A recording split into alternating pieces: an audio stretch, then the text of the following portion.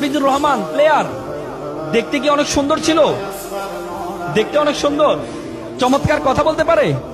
মোস্তাফিজুর রহমানকে যখন sunriser Hyderabad IPL এ যখন খেলার জন্য নিয়ে গিয়ে যাওয়া হয়েছিল, মোস্তাফিজ আবার ইংরেজি কথা বলতে পারে না।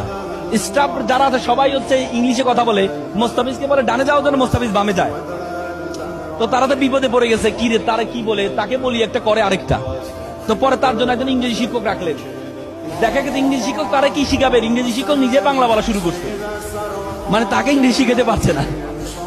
পরবর্তী তারা চিন্তা করলো এর ইংরেজি শিখাচ্ছে, আমরা যারা আছি স্টাফরা যারা আছে সবাই বাংলা শিখে ফেলি।